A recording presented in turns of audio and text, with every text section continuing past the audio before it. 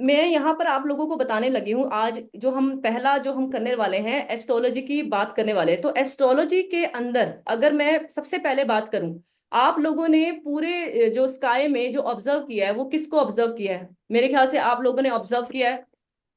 इस सबसे पहले अगर मैं बात करूं, अगर ऑब्जर्वेशन की ही बात आती है तो हम सभी ने ऑब्जर्व किया है। मेरे ख्याल से आप बताएंगे स्टार्स को ऑब्जर्व किया होगा, राइट?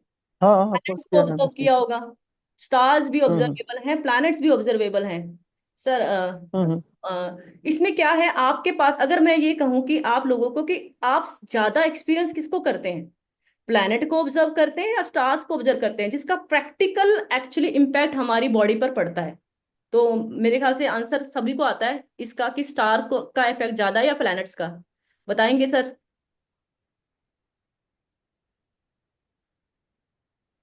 मैम आप किसी इंडिविजुअल से पूछ रहे हैं या कोई भी बोल नहीं, सकता है? कोई भी बोल सकता है, चार लोग ही तो हैं, कोई भी बोल सकता है। Okay okay. हम्म। देखो हम जो नॉर्मली अगर हम हम्म। ज्यादा इस चीज के टच में नहीं जाते तो हम नॉर्मली स्टार्स को ऑब्जर्व करते हैं। नहीं, स्टार्स को पर इम्पैक्ट जो हमारी बॉडी पर पड़ता है वो किसका पड़ता है? आपको नहीं लगता कि तो, प्लैनेट का असर ज्यादा नहीं पड़ता है? वो तो प्लेनेट। हाँ हाँ ऑफ हाँ। कोर्स वो तो प्लेनेट से ही है। तो यानी हमारी ऑब्जर्वेशन में अगर हम डे टू डे की लाइफ की ऑब्जर्वेशन को ध्यान में रखते हुए बात करें तो प्लैनेट्स का जो इफेक्ट है हमारे ऊपर ज्यादा पड़ता है, राइट? ऑफ सबसे बड़ी कोर्स। चीज तो आपको पूरे ब्रह्मांड में सबसे बड़ी जो एनर्जी है वो है सूर्य के रूप में आपको दिखाई देती है। क्यों संजीव जी, हम्म। सूर्य के रूप में दिखाई देती है? सूर्य की एनर्जी सबसे ज्यादा हमें ऑब्जर्वेबल एनर्जी है। Yes ma'am. सबसे बड़ी एनर्जी सूर्य की है। एवन ये में। ये लगा लो। एवन एवन तो ये एवन का है। एवन तो पास में ही है यहीं पे। ए1 सर सेक्टर एक बार 7 में। mute पे रख हाँ। लीजिए। सर एक ये बार अपना। प्लीज चैट म्यूट पे A1 रख लीजिए। हाँ। तो फोन कर लेना। फोन कर लेता हूँ उसे। अरे E1 में देनी है। ए और E1 तो खत्म हो गया। So I was talking about that planets are more observable rather than stars. तो प्लैनेट्स का ऑब्जर्वेशन जब हमारी बॉडी पर इतना ज्यादा है, यानी सूर्य जब पूरे ब्रह्मांड में सबसे ज्यादा एनर्जी कैरी करता है और उसकी एनर्जी हम तक पहुंच रही है, तो इसका मतलब सूर्य का हमारे ऊपर सबसे बड़ा इम्पैक्ट है। उसके अलावा और बात करें, अगर सूर्य के नजदीक रहने वाला जो प्लैनेट है, प्लैनेट के रूप में जो काम कर रहा है एक्चुअली अर्थ है, और अर्थ के ऊपर ही कौन है? हमारा चंद्रमा। तो चंद्रमा की एनर्जी है वो बिल्कुल हमें दिखाई पड़ती है। क्या मैं जान सकती हूँ कि चंद्रमा की एनर्जी प्रैक्टिकल फॉर्म में हमें कैसे दिखाई पड़ती है? तो भाविन जी, थोड़ा है आपके आइडिया कि चंद्रमा की जो एनर्जी है हमें कैसे एक्सपीरियंस होती है? प्रैक्टिकल बताना। मैडम थोड़ा और एक्सप्लेन करेंगे क्या क्या कहना चाहती है उसके बारे में, तो थोड़ा जैसे मैं कि समझ नहीं पाया। मैंने बोला कि जो प्लैनेट्स हैं, जैसे कि सर ने बताया कि सूरज की एनर्जी हम ऑब्जर्व करते हैं, राइट? हीट के द्वारा, हम्म राइट? अगर हम्म मान लो अगर हमें आकाश में सूर्य दिखना बंद हो जाए, हमें पता ही नहीं है कि सूर्य निकला है या नहीं निकला।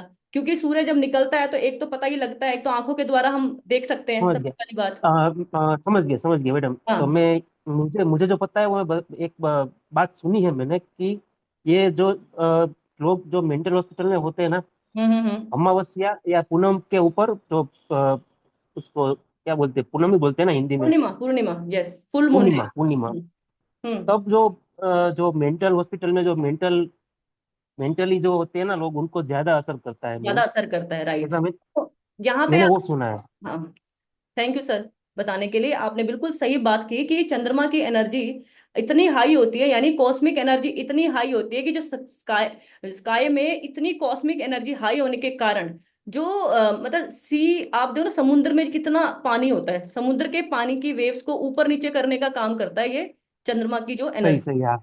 राइट? वो भी तो होता है हाँ। हाँ, तो ह्यूमन बॉडी भी आपको पता है कि 70% मिलके बनी है वाटर से। एम आई राइट? हाँ सही अगर आप सही। बोले ह्यूमन अच्छा। बॉडी में भी क्या है, 70% पानी तो है। होता है। अगर वो अच्छा अच्छा। चंद्रमा अगर चंद्रमा की एनर्जी, चंद्रमा की कॉस्मिक एनर्जी ओशन के वाटर को ऊपर नीचे कर सकती है, तो क्या वो हमारे अंदर के जो पानी है उसको ऊपर नीचे नहीं करती?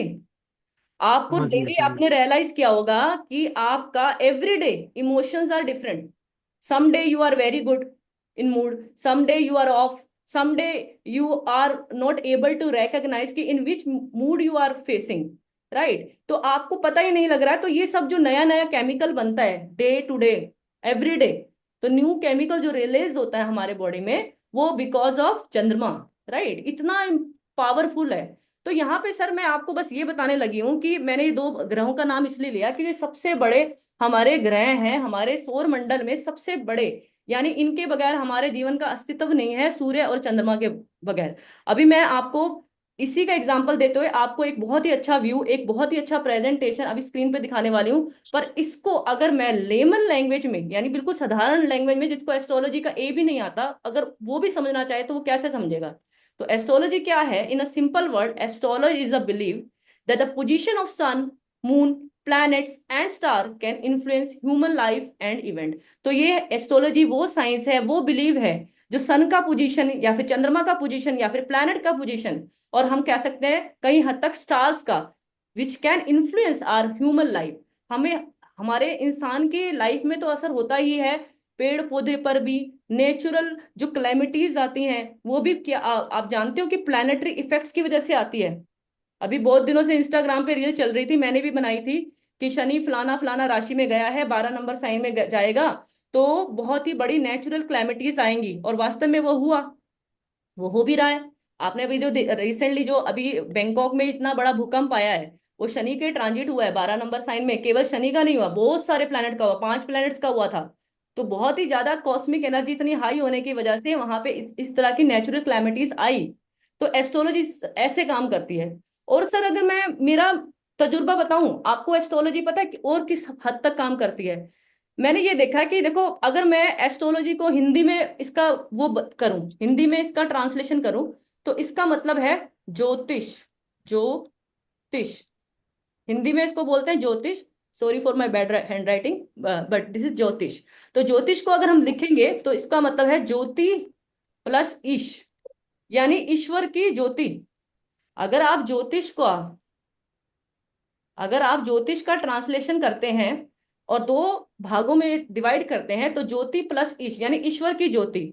और ईश्वर की ज्योति पता है हमें कब जरूरत होती है? जब हम डार्क में होते हैं, अंधेरे में होते हैं, यानी जीवन में ऐसा अंधकार आपके जीवन में है, तब आपको जाके ये ईश्वर की ज्योति आपको मिलती है, और जिसकी वजह से आप इस ज्योतिष को जान पाते हैं, समझ पाते हैं। तो ये कहीं ना कहीं अगर आप इस प्लेटफॉर्म पे आए हैं ना सर, तो ये मान के चलें कि ईश्वर आपको खुद रास्ता दिखाना चाहते थे, इसी वजह से आपको इस प्लेटफॉर्म पे आपको भेजा, नॉट मी। मतलब आप मुझसे पहले कहीं और भी पढ़ रहे हैं, या फिर यूट्यूब के माध्यम से पढ़ रहे हैं, इंस्टाग्राम के माध्यम से पढ़ रहे हैं, तो ये ईश्वर का सीधा सीधा एक ना, एक आपको एक इंडिकेशन है कि आप अपनी लाइफ में ये रास्ता अपना के अपने जीवन के अंधकार से, अंधकार को से मुक्त हो सकते हैं। अंधकार कैसे कैसे होते हैं? रिलेशनशिप में अंधकार हो जाते हैं, कई बार फाइनेंशियल ट्रबल हो जाती है, घर वालों के साथ भी अनबन रहती है, तो एक तरह का अंधकार ही है जीवन में। देखो संपूर्ण तो कोई नहीं है, पर ज्योतिष यहाँ पे ये काम करता है कि आपको एक रास्ता दिखाने का काम करता है, ऐसी लाइट दिखाता है, ऐसी नॉलेज दिखाता है आपको, कि आपको अपनी लाइफ में जितने भी पेन है, जितने भी आपको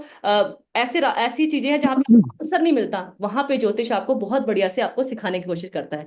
तो ज्योतिष के लिए मेरा बिलीव तो सर, अगर कोई मुझसे पूछे कि 100%, मैं तो कहूंगी 1000% मेरा इसका बिलीव है। क्योंकि जीवन का एक एक मिनट, एक एक सेकंड आप जानेंगे, जब आप इसको सीखेंगे ना, आपको वास्तव में लगेगा कि क्या इतनी हद तक काम कर रहा है। तो वास्तव में इतनी ही हद तक काम करता है, 100% नहीं, 1000% काम करता है, अगर आपको परफेक्ट ज्योतिष आप समझते हैं और सीखते हैं, और सही और विदाउट पार्शियलिटी आप काम करते हैं तब। तो यहाँ पे अभी मैंने आपको समझाया कि एस्ट्रोलॉजी इस तरह से आपको काम करते हुए नजर आती है। तो आगे बढ़ते हैं इसी सीरीज में, कि आगे आपने एस्ट्रोलॉजी के बारे में और आपका क्या कहना है। देखिए, लोग समझते हैं कि एस्ट्रोलॉजी का मतलब होता है कि आपका 9 प्लैनेट्स, 12 राशि, 27 नक्षत्र और 12 हाउसेस। क्या ये बात सही है? जी, एस्ट्रोलॉजी यहां तक सीमित तो है ही, पर इसके अलावा अगर आप इसकी इसकी एबेंडेंस की बात करें, कि 9 प्लैनेट को भी अगर खोल दिया जाए ना, तो 9 प्लैनेट इतना मतलब एक 9 प्लैनेट की नॉलेज इतनी बड़ी है कि हम, मतलब अगर हमें ये जीवन थोड़ा मिल हो जाएगा हमारे लिए, पर 9 प्लैनेट्स का नॉलेज नहीं खत्म होगा। 12th राशि को बोले जाए कि है तो कहने को 12 राशि, पर इन 12 राशियों में भी जानने के लिए इतना है कि वही मैंने अभी आपको बोला कि जीवन ही हमारा खत्म हो सकता है, पर एस्ट्रोलॉजी का ज्ञान खत्म नहीं हो सकता। तो यहाँ पे मतलब इतना काम करता है। तो आज मैं आपको सिखाऊंगी कि 9 प्लैनेट, 12 राशि और 12 हाउसेस हमारे होरोस्कोप में कहाँ कहाँ कैसे कैसे हमें इम्पैक्ट करते हैं। तो ये आप बिल्कुल यहाँ से जानेंगे कि आपके जीवन में इनका क्या रोल है, प्लैनेट्स का, राशि का, और हाउसेस कैसे हम देखते हैं। तो आशा करती हूँ कि मैं आगे बढ़ सकती हूँ। ठीक है, आगे बढ़ते हुए मैं बात करती हूँ। Do we have 9 planets only? आप लोगों ने 9 प्लैनेट के बारे में ही सुना है कि 9 प्लैनेट्स होते हैं?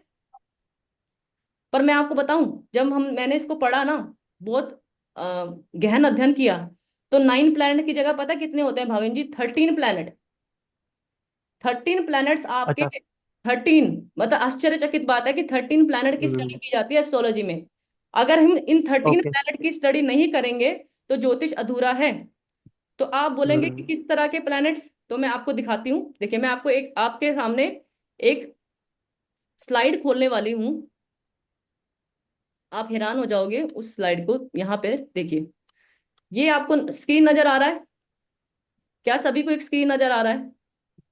हाँ जी, हाँ जी, आ रहा आ है। रहा है, आ रहा है, आ रहा है। आ रहा है, आ रहा है। तो यहाँ पे आपको कुछ दिख रहा है ना कि यहाँ पे कुछ हो रहा है? ये क्या है? ये इनफैक्ट देखो, मैं इसको चला देती हूँ। देखिए सर, ये क्या है? सोलर सिस्टम है। हम्म। सोलर सिस्टम आपको देखो, सेंटर ऑफ सोलर सिस्टम हमारा क्या है? सूर्य है। ये सूर्य देव जो सेंटर में आके बैठे हैं, ये हमारा सोलर ओके। सिस्टम है। मैं आपको यहीं पर प्लेनेट दिखाऊंगी और यहीं पर मैं आपको राशियां भी चलती हुई दिखाऊंगी। मेरे हिसाब से आप लोगों को दिख रहा है कि ये जो सोलर सिस्टम है, जो सूर्य केंद्र बिंदु में बैठे हैं, इसके चारों ओर ही प्लेनेट लगातार घूम रहे हैं। यानी planet are revolving, right? Planets are revolving anti clockwise around the sun. क्या इस बात को ये सब देख पा रहे होंगे, राइट? इसमें सब कोई इसमें कोई डाउट नहीं होना चाहिए कि प्लैनेट्स कैसे घूम रहे हैं। आप अब देखिए, जो सूर्य के सबसे नजदीक है, ये जो ब्लू है, इस पे लिखा है अर्थ, और अर्थ के ऊपर ये लूना लिखा है। लूना, लूना मीन्स चंद्रमा। तो अर्थ के ऊपर ही चंद्रमा घूम रहा है। अब मैं यहां पर आपको बताऊंगी, प्लैनेट तो आपको नजर आ ही रहे हैं। पहले मैं आपको प्लैनेट से परिचय करवाती हूँ। प्लैनेट तो आपको नजर आ ही रहे हैं। देखिए, यहाँ पे केवल जो प्लैनेट हैं, ये मरक्यूरी है, वीनस है, मंगल है, ये रेड कलर का, ये जुपिटर है, लिटिल ऑरेंज। यहाँ पे देखिए, ये शनि, ये सैटर्न है, ये नेपच्यून है, यूरेनस है, और यहीं कहीं जाकर प्लैनेट है। एक बार मैं स्क्रीन छोटा नहीं कर पा रही, प्लूटो, प्लूटो भी आएगा यहीं पर। यहाँ पे प्लूटो है। थोड़ा स्क्रीन का हो रहा है यहाँ पे, चलो कोई बात नहीं। तो यहाँ पे ये देखिए, ये नीचे प्लूटो है, ये नीचे प्लूटो है। तो सर, आपको मैं यहाँ पे दिखाना चाह रही हूँ कि जो अर्थ है ना, अर्थ के ऊपर जो चंद्रमा घूम रहा है, अब अर्थ के ऊपर जो अर्थ के साथ साथ जो चंद्रमा घूम रहा है, तो चंद्रमा घूमते घूमते किसी राशि में एंटर करता है। अब यहाँ पे बहुत जरूरी है ये बात जानना, क्योंकि राशि को समझाने जा रही हूं मैं। अब अर्थ के ऊपर जो चंद्रमा घूमते घूमते जिस भी राशि के अंदर फॉल करेगा, जिस भी राशि के अंदर फॉल करेगा, उस दौरान, जिस दौरान आपका जन्म हुआ होगा, जिस दौरान आपका जन्म हुआ होगा, जैसे भाविक जी आपका जन्म मान लीजिए 4:45 सुबह को हुआ है, तो 4:45 पर अर्थ में जो चंद्रमा अपने अर्थ के ये साथ साथ जो चक्कर लगा रहे थे, मान लीजिए वो लिब्रा राशि में पहुंच गए थे। यानी देखो, लिब्रा दिख रहा है ना आपको, साथ साथ लिब्रा दिख रहा है। तो लिब्रा में पहुंचने पर जब आपका जो भी आपका होरोस्कोप बना, तो उसमें चंद्रमा जहां लिखा था, वो लिब्रा साइन में फॉल किया था, इसलिए आपकी राशि लिब्रा हो गई। लोग ठीक बोलते हैं ना ठीक कि जी। आपकी आपकी राशि क्या है, आपका सन ओके, साइन क्या ओके। है, आपका मून साइन क्या है। वैदिक ज्योतिष में हम केवल और केवल हम मून साइन को ही कंसीडर करते हैं। क्योंकि देखिए, मैंने आपको बोला ना कि चंद्रमा के ऊपर ये जो चंद्रमा है, ये देखिए, ये राशियां नहीं घूम रही हैं, केवल प्लैनेट घूम रहे हैं। यहाँ पे आपको समझ आ रहा है? ये प्लैनेट ही घूम रहे हैं चारों ओर सूर्य के। आप बोलोगे राशि, राशि सिर्फ हिल रही हैं। वो हिल इसी लिए रही हैं, मूव इसीलिए कर रही हैं, because earth is moving, moving around its axis as well as around the sun. आपको पता है, ये साइंस में हम लोगों ने सबने पढ़ा है कि जो पृथ्वी है अपनी एक्सिस के चारों तरफ तो घूमती ही है, साथ ही साथ सूर्य के चारों ओर भी चक्कर लगाती है। सुना है ना हम सबने? तो अर्थ जो चंद्रमा ही है जो ये डिफरेंट डिफरेंट राशि के अंदर जाकर पहुंचता है, एंट्री देता है, और जिस राशि में वो एंटर करता है हमारे जन्म के समय में, उस टाइम में जो राशि उदय होती है वही आपकी चंद्र राशि कहलाई जाती है, और उसी राशि के अनुसार हम लोगों के नामकरण होते हैं। अब बात समझ में आई? क्या मैं समझू कि ये आपको क्लियर है?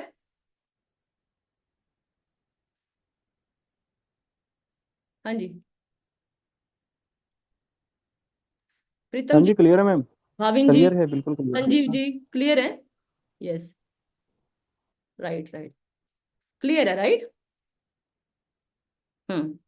तो ये आपको, ये एनिमेशन से मैंने आपको दिखाया कि किस तरह से ये सूर्य के चारों ओर चक्कर लगाने वाले प्लैनेट्स कैसे काम कर रहे हैं।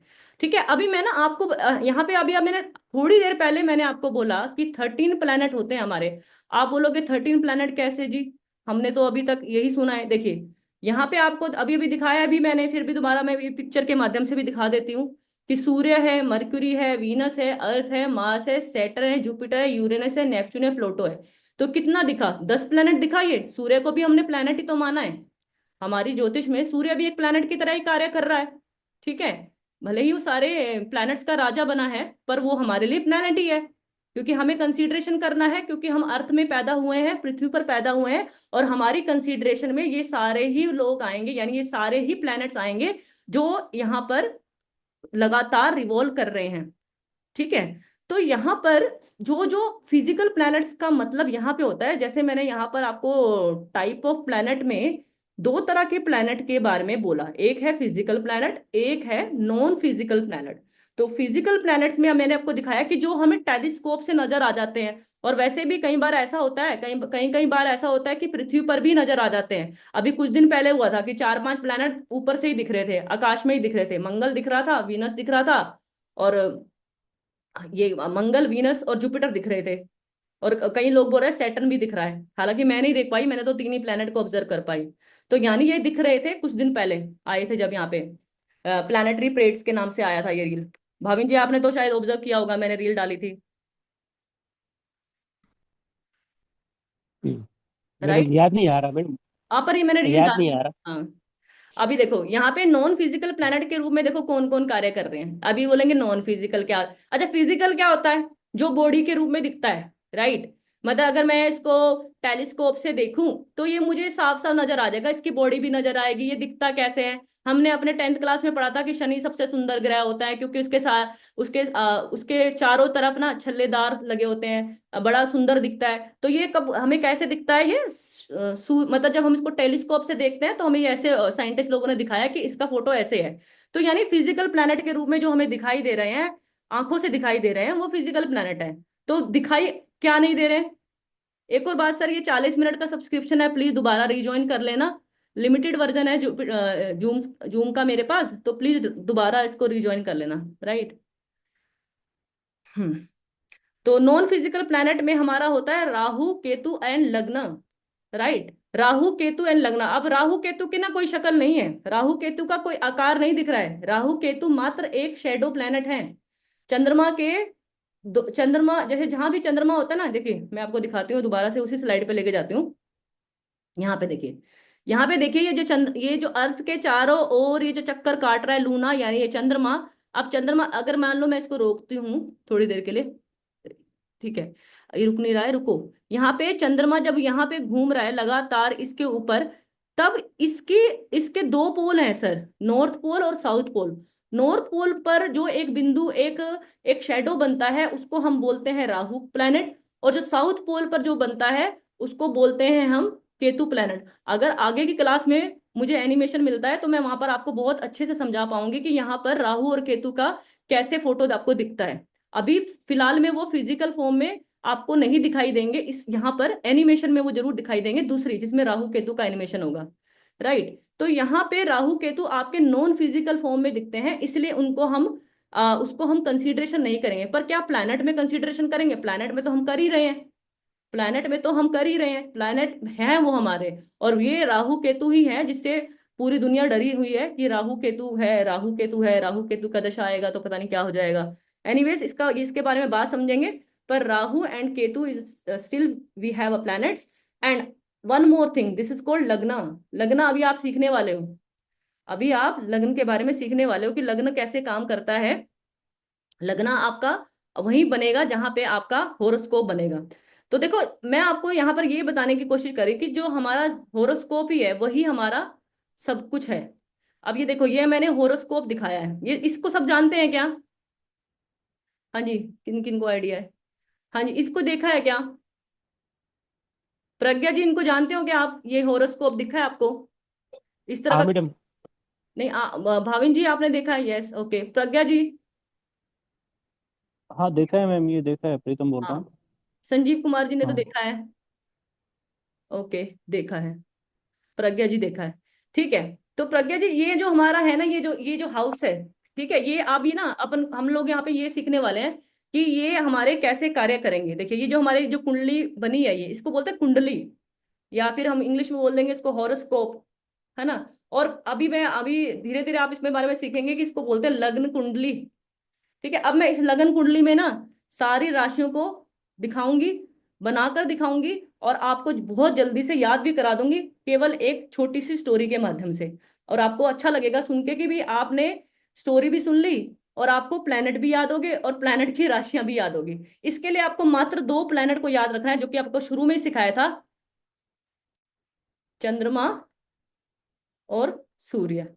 आपको केवल और केवल सूर्य और चंद्रमा को बस ध्यान में रखना है कि सूर्य की जो राशि है वो 5 नंबर की है, और चंद्रमा की राशि है वो 4 नंबर की है। राइट, अभी आपको कोई प्लैनेट के और सिग्निफिकेंस के ऊपर ध्यान नहीं देना, मैं आपको केवल होरोस्कोप के अंदर राशि कैसे कैसे लाई करती है, कहाँ कहाँ पड़ी है, वो मैं आपको दिखा रही हूँ होरोस्कोप के अंदर। ये सब लोगों के लिए, यही लोग जितने भी दुनिया में कोई भी पैदा होगा, चाहे वो इंडिया में पैदा होगा, चाहे अमेरिका में पैदा होगा, चाहे लंदन में पैदा होगा, सबके लिए हॉरोस्कोप यही बनेगा। This is called North Indian chart. देखिए सर, हम नॉर्थ इंडिया में पैदा हुए हैं, we all are North Indian, तो हमारे लिए ये वाला चार्ट का जो फीचर है वो ऐसा है। अगर हम साउथ इंडिया में पैदा होते तो हम लोगों के लिए फीचर कुछ इस तरह से होता, पर हम साउथ इंडिया में पैदा नहीं हुए हैं तो हमारे लिए फीचर यही होगा। राइट, इसी को समझते हैं। देखिए, मैंने बोला कि हमारे दो ही ग्रह हैं जो सबसे ज्यादा रोल प्ले करते हैं, सबसे बड़ा रोल प्ले करते हैं, उसके बाद ही हम अन्य प्लैनेट को देखते हैं। वो है सूर्य और चंद्रमा। सूर्य को पूरे ग्रहों में राजा की उपाधि दी गई है, क्राउन दिया गया है कि ये राजा हैं। तो राजा का जो स्थान है वो यहाँ पे है, और राजा यहाँ पे बैठे हैं तो रानी भी उनके बगल में है, तो ये इनका बगल में उनको रानी बिठाया। अब राजा रानी के दो बच्चे हैं, दो राजकुमार हैं, तो उन राजकुमार का स्थान उनके लेफ्ट और राइट में दे दिया गया। रानी ने अपना राजकुमार संभाल लिया है, राजा ने भी अपना राजकुमार को यहाँ पर अपने साथ बिठा लिया है। राजकुमार है, उनको रानियां चाहिए, उनको भी राजकुमारी चाहिए, तो राजकुमारी को भी ये जगह दे दी, ये और ये, क्योंकि ये आपके राजकुमार है ना, तो राजकुमार भी के साथ जो राजकुमारियां बैठेंगी उनके लेफ्ट और राइट में तो बैठेंगी, तो यहाँ बिठा दिया।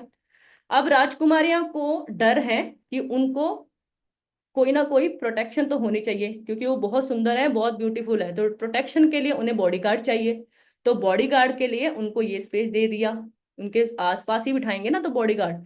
तो 1 नंबर और 8 नंबर, अभी 1 नंबर और 8 नंबर जो कि बॉडीगार्ड हैं, तो उनके साथ जो उनको कंट्रोल में रखने वाले कोई ना कोई मेंटोर चाहिए, तो उनको जो दिए गए वो उनके जो टीचर दिए गए, वो टीचर का नाम है यहाँ पर नो सॉरी। और क्योंकि अब ये जो मेंटोर हैं, ये गुरु हैं, इनका राज दरबार में काफी नाम है, तो इनकी सेवा के लिए सर्वेंट दिए गए, तो वो यहाँ पे दिए गए। तो मुबारक हो, आपने याद कर ली, हॉरोस्कोप को याद कर लिया। 1 नंबर राशि, 2 नंबर राशि, 3 नंबर राशि, 4 नंबर राशि, 5 नंबर राशि। तो पहले 4 और 5 का तो पता ही है, फिर मैं आपको बता देती हूँ। 4 नंबर होती है चंद्रमा की राशि, 5 नंबर राशि सूर्य की, अभी बताया। अब ये 3 और 6 क्या है, क्योंकि बोला था मैं ये राजकुमार हैं, तो ये राजकुमार जो होते हैं वो होते हैं मर्क्यूरी, ये है मर्क्यूरी। और ये जो है 2 और 7, जो साथ में हमने राजकुमारी का नाम दिया था इनको, ये राजकुमारियां हैं शुक्र, वीनस। बहुत सुना है आपने इंस्टाग्राम में, शुक्र अच्छा हो जाएगा, शुक्र ये करने से अच्छा हो जाएगा। तो यह शुक्र, वीनस लिखा है इधर, वीई लिख दिया शॉर्टकट। और वीनस के साथ जो बैठे हैं, जो एज अ प्रोटेक्शन बॉडीगार्ड के रूप में आने वाले हैं, वो आर्मी कमांडर मंगल। और मैंने जैसे कि बात किया कि मंगल को चाहिए मेंटोर, टीचर कंट्रोल में रखने के लिए, नहीं तो तबाही भी कर सकते हैं। तो यहाँ पर लिखा जुपिटर। ये 9 और 12 राशियां किसकी है? जुपिटर की। और यहाँ पे जो उनके सेवक हैं, जो उनकी सेवा के लिए हाजिर रहने वाले हैं, वो है शनि यानी सेटर्न। तो मेरे ख्याल से आपको ये अच्छा लगा होगा कि आपने अभी मेरे साथ राशियों को के नाम को याद कर लिया कि राशियां आपके किस तरह से काम कर रही हैं। ठीक है, तो यानी दो, आपका आपको ये समझ में आया कि 2 नंबर राशि और 7 नंबर राशि तो होती हैं राजकुमारियों की यानी शुक्र की। 3 नंबर और 6 नंबर होते हैं राजकुमार की राशि यानी मर्क्यूरी की। 1 नंबर और 8 नंबर जो राशि है वो होते हैं मंगल की। मार्स बोला ना, मंगल। 9 और 12 राशि होते हैं गुरु की यानी जुपिटर। और 10 और 11 वो होते हैं शनि की, जो सेवक के रूप में कार्य करेंगे वो है शनि। तो ये मैंने मोटा मोटा हमने यहाँ पर राशियों को लिख लिया है। और अब इनके बारे में आगे हम और विस्तार से जानने वाले हैं कि ये राशियां क्या हमेशा पहला हाउस जो होगा, यानी ये वाला जो घर है, ये वाला घर जिसको हम फर्स्ट हाउस कहते हैं, क्या यहाँ पर एक ही होगा, क्या यहाँ पर 2 ही होगा, क्या यहाँ पर 3 ही होगा? क्योंकि जो एस्ट्रोलॉजी जान रहे हैं, पहले से पता है उनको, तो पता है कि यहाँ पर ये नहीं होगा। ठीक है, पर जो लोग बिल्कुल ही न्यू हैं उनके लिए मैं बता दूं, ये जो मैंने आपको पैटर्न समझाने की कोशिश की है, ये केवल और केवल राशि समझाने के लिए लिखा है। वैसे इस पूरी कुंडली को, इस पूरी कुंडली को बोलते हैं काल पुरुष की कुंडली। मतलब जो काल पुरुष क्या है, समय का जो चक्र है, उसके अकॉर्डिंग जो 1 नंबर राशि और 8 नंबर राशि, यानी जो इस हाउस में और इस हाउस में जो राशि फॉल करती है, वो केवल और केवल मंगल की राशि फॉल करती है। राइट। तो सर यहाँ पे मैं चाहती हूँ कि आप लोग दोबारा से ज्वाइन कर लो, क्योंकि लेस देन 1 मिनट है तो मीटिंग ना ऑफ हो जाएगी। तो बेटर है कि आप लोग दोबारा ज्वाइन कर लो, इतना मैं वो कर लेती हूँ। राइट।